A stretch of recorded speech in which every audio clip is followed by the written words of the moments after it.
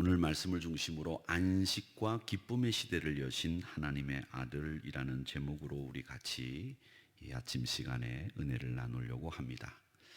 아마 예수님은 오늘 이 말씀을 읽어보면 작정을 하신 것 같습니다. 어떤 작정을 하신 것 같은가 하면 완전히 다 다르게 하실 작정을 하신 것 같습니다. 말씀마다 놀라운 말씀을 하셨고 또 기이한 말씀을 하시고 또 이 말씀들이 어떤 분들에게는 굉장히 불편하고 낯설어 보이는 말씀들이 많이 보입니다. 하시는 행동마다 감동이 있긴 하지만 받아주고 참아주고 용서해 주시고 바꾸시는 예수님의 모습이 우리에게 보여주고 있습니다. 하지만 또 한편으로 부정적으로 예수님의 행동에 대해서는 나쁘게 판단할 수 있는 여러 가지 일들이 여기에 보입니다. 진지하지 못하다라는 인상도 줄 수 있고요. 또 설친다라는 인상도 줄 수 있습니다. 또 한편으로 보면 예수님이 꼭 이렇게까지 하셨을까라는 생각이 드는 부분도 없지 않아 있습니다. 자, 이런 부분에 대해서 우리가 이 말씀을 통해서 그것이 아니다라고 하는 것을 살펴볼 필요가 있겠고요. 오늘 이 말씀이 도대체 무슨 교훈을 우리에게 주고 있는지를 살펴볼 필요가 있는데, 먼저 오늘 이 말씀에 보면 레위를 제자로 부르시는 장면이 나옵니다. 이 레위는 가버나움의 세관의 세리였습니다. 어제도 말씀드렸지만 이 가버나움이라고 하는 곳은 세관이 있던 자리였는데, 이 헤롯 안티퍼스라고 하는 사람이 헤롯 필립이라고 하는 사람의 행정구역으로부터 넘어오는 모든 재화의 관세를 물리던 곳이 이 가버나움 세관이었다, 이렇게 얘기를 합니다. 또 이 가버나움은 데카폴리스에서부터 들어오는 모든 재화들이 이곳을 통해서 들어왔는데, 그 데가폴리스에서 들어오는, 우리 성경의 지명대로 얘기하자면 데가볼리에서 들어오는 모든 재화에 관세를 매기던 곳이 가버나움이었다, 이렇게 얘기들을 합니다. 어쨌든 그곳에서 레위는 세금을 매기는 조세 공무원으로 있다가 여기서 예수님의 부르심을 받았습니다. 근데 이 세리라고 하는 사람들은 매국노로 낙인 찍혀서 그렇게 취급을 받던 인물들이었습니다. 경멸의 대상이었고요. 또 사람들이 사람처럼 취급하지 않는 사람들이 이 세리였습니다. 그 세리를 예수님이 제자로 부르신 거죠. 같이 식탁에 앉으신 거죠. 죄인들이라고 하는 단어는요, 세리라고 하는 이 단어보다도 폭넓게 어떤 사람들을 죄인들이라고 불렀느냐, 부도덕한 사람들, 이단자들, 이방인들, 통틀어서 유대인들은 죄인이라고 불렀습니다. 이런 부류의 사람들과는 식탁의 교제를 나누는 것 자체가 금지되어 있었습니다. 그런데 예수님은 그들과 서슴없이 식탁의 교제를 나누면서 그들과 교제를 나누셨다고 하는 것은 이 하나님 나라의 운동이 유대인들이 말하는, 자신들이 말하는 선민들이라고 하는 그 범위에 국한되어 있는 것이 아니라 그 선민이라고 하는 범위를 넘어서는, 유대교의 경계를 넘어서는, 자신들의 생각을 넘어서는 그 운동의 범위가 그렇게 축소되어 있고 그렇게 한정되어 있는 것이 아니라는 것을 보여주는, 그리고 하나님 나라 운동은 모든 사람들이 동참하게 될 것이라고 하는 사실을 보여주는 대목이 이 세리인 레위와 같이 식사를 하고 죄인들과 교제를 나누는 가운데 우리에게 보여주고 있습니다. 또 하시는 말씀은 선지자 같은데 행동하시는 것은 죄인들의 친구처럼 행동하셨습니다. 종잡을 수 없죠. 왜? 그가 영혼을 치료하는 의사였기 때문에 그렇습니다. 그래서 이 영혼을 치료하는 의사였기 때문에 그 영혼이 아픈 사람들과 의사는 같이 해야 하기 때문에 건강한 사람 곁에는 갈 필요가 없고 아픈 사람 옆에 있어야 된다는 이야기를 하시면서 아프다고 호소하는 사람들을 찾아가시는 우리 주님의 모습을 우리에게 보여주고 있습니다.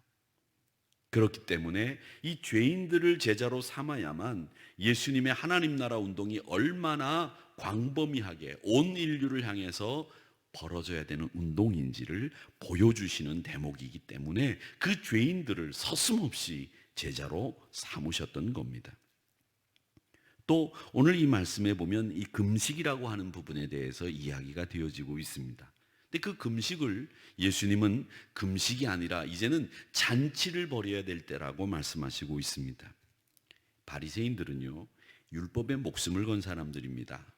이 사람들에게 있어서 최우선 순위는 율법에 정해놓은 그 계명들을 철저하게 지키는, 순종하는 것이 그들의 첫 번째 삶의 우선순위였습니다. 어떻게 보면 좋은 점도 있겠죠. 그러나 예수님에게 우선순위를 둔 사람들은 예수님의 말씀과 예수님의 삶이 우리에게는 우선순위인데, 이 바리새인들에게는 예수님이 아직 삶의 우선순위가 될 수 없는 사람들이죠. 그런 사람들이 서기관으로 등장하고 바리새인이라고 하는 사람으로 등장을 하고 있는데, 이 사람들이 예수님에게 계속 적대적인 질문을 합니다. 그러면서 예수님에게 종교적인 질문을 하는데, 그 종교적인 질문이라고 하는 것이 뭐냐면 금식에 대해서 이의를 제기합니다. 왜 바리새인들은 금식하는데, 왜 세례 요한의 제자들은 금식하는데, 왜 당신과 당신의 제자들은 금식하지 않느냐, 이렇게 질문하면서 적대적인 모습을 계속 유지하는 거죠. 요한의 제자들은 아마 그 바리새인들과 뜻을 같이 해서 구약 성경 토라에 규정되어 있는 이 금식, 그 금식의 규정들을 준수했을 것으로 보입니다. 유대인들은 대속죄일이라고 해서 그 대속죄일을 유대인 용어로 욤키프르라고 하는데, 그 욤키프르인 대속죄일에 금식하는 규례를 철저하게 지켰던 것 같습니다. 그리고 규정대로 일주일에 2차례 금식을 하면서 하나님을 향해서 자기들의 율법 준수의 모습을 보여주었습니다. 그런데 예수님은 이 금식이라고 하는 것에 대해서 다르게 해석을 하고 결혼이라고 하는 이미지를 사용해서 정말 너희들이 금식해야 될 때가 무엇인지, 이 금식이 갖고 있는 진정한 의미가 뭔지를 우리에게 일깨워주고 계십니다. 메시아와 그 백성들 사이에서 이루어질 이 메시아의 잔치에서는 백성들이 금식하는 것이 어울리지 않는다. 예수님과 함께 잔치하고 있는 이 백성들에게 지금 금식이 말이 되느냐, 그렇게 얘기하시면서 신랑을 빼앗길 날, 그날 금식하시는 것이지 신랑이신 그리스도와 함께 잔치를 하고 있는 이 순간에는 금식이 필요 없다, 이렇게 이야기를 하시고 있는 겁니다. 그러면서 20절 말씀에 보면 신랑을 빼앗길 날이 올 것이다 라는 이야기를 하십니다. 그렇습니다. 여러분, 금식이라고 하는 것은 우리가 꼭 생각해 보아야 될 것이 있습니다. 이 금식은 하나님 앞에서 내가 생명을 유지한 것조차도 포기했다라고 하는 것을 보여주는 신앙행위입니다. 즉, 내가 음식에 의존해서 내 생명을 유지하고 있는 것을 포기했다라는 말은 내 생명조차도 하나님 손에 맡겨드립니다. 내 모든 일상을 하나님 앞에 맡겨드리고 기도합니다라고 하는 나의 포기가 우선되는 것이 금식이지, 이 금식이 하나님 앞에서 나에게 하나님 이런 소원이 있으니 내 소원을 들어달라고 하는 떼를 쓰는 운동이 돼서는 안 되고요. 또 그 금식이 자기 신앙의 모습을 드러내는데 활용되어서도 안 됩니다. 금식은 하나님만 의지합니다. 하나님 한 분밖에 없습니다. 주님에게 저의 모든 것을 맡깁니다 라고 하는 생명을 거는 기도이기도 합니다. 그런데 그 생명을 거는 기도가 때를 쓰는 기도가 아니라 하나님이 해결해 주실 것을 믿는 그 믿음 안에서 출발하는 기도여야 하고 금식이어야 한다는 겁니다. 21절 22절에 보면 정결규례와 금식에 대한 예수님의 이해에 대해서 우리에게 분명하게 보여주고 있는 장면이 나옵니다.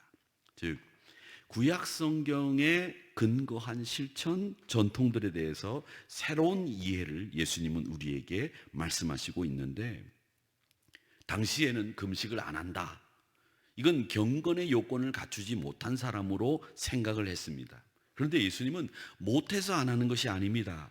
지금은 금식할 때가 아니라 지금은 예수님과 함께 하나님 나라 운동에 참여한 즐거움을 누려야 될 때라는 것을 이야기하시고 있는 겁니다.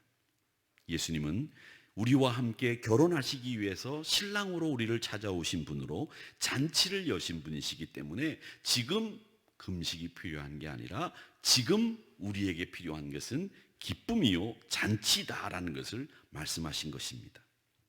자, 예수님이 오늘 또 세 번째 생각할 것은 배고픔에서 안식으로의 모습을 우리에게 보여주시고 계시는데, 이 안식일에 행하지 말아야 될 것을 바리새인들은 또 제기하죠. 안식일 날은 밀 자르지 말아야 됩니다. 먹지 말아야 됩니다. 이렇게 얘기를 하시는 것에 대해서 예수님은 25절 26절에 보니까 다윗의 예를 들어서 반박을 하십니다. 사무엘상 21장에 나오는 이야기인데, 대제사장 아비아달 때 다윗이 자기의 부하들과 함께 이 하나님 앞에 올려드리는 이 진설병을 먹은 사건이 있었습니다.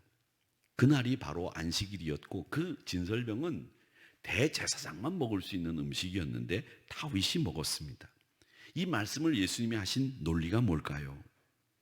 다윗이 하나님께 기름 부음을 받은 사람이었기 때문에 율법을 깰 수 있었다?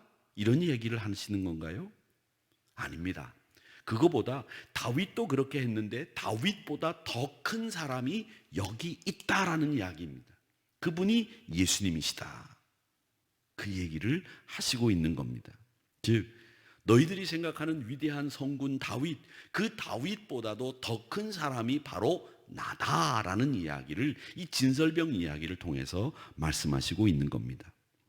제자들이 안식일에 안식일법을 어기는데도 그냥 놔두시는 것인데 어긴 게 아닙니다. 안식일은 그러라고 있는 날이기 때문이다 라고 말씀하십니다.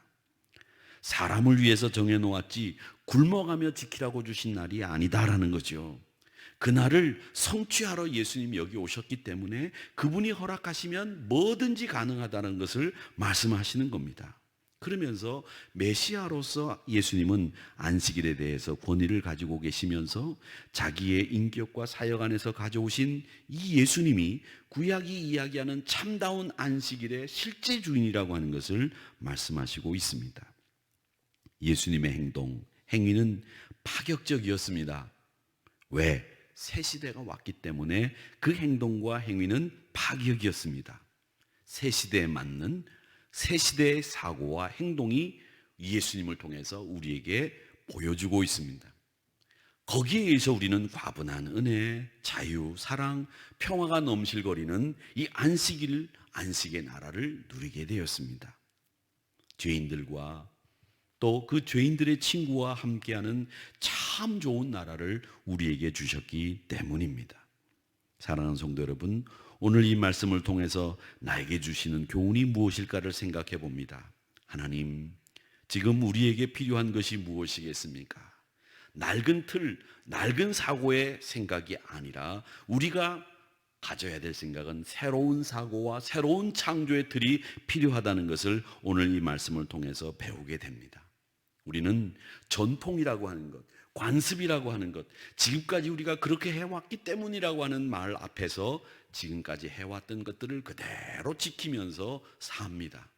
또 남을 향해서는 새로운 것을 추구하라고 이야기하면서 자신들의 입장에서는 언제나 과거의 구습에서 헤어나오지 못하는 이런 이율배반적인 모습을 가지고 있는 것이 바로 우리들입니다.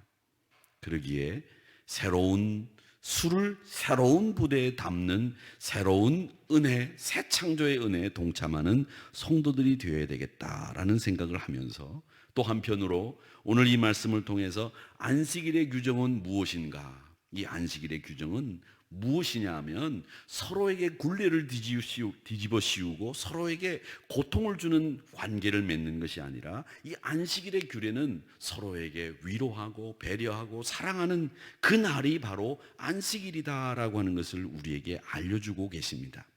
그러기에 주님의 날 우리가 예배를 드리면서 서로에게 사랑을 베풀어주고 서로에게 관심을 기울여주고 서로에게 기도하는 이런 모습으로 우리가 안식일을 지키면서 주님의 날을 보내는 것이 마땅하다라는 것을 배우게 됩니다. 오늘도 우리 주님과 함께 승리하는 하루가 되시기를 바랍니다. 기도하겠습니다.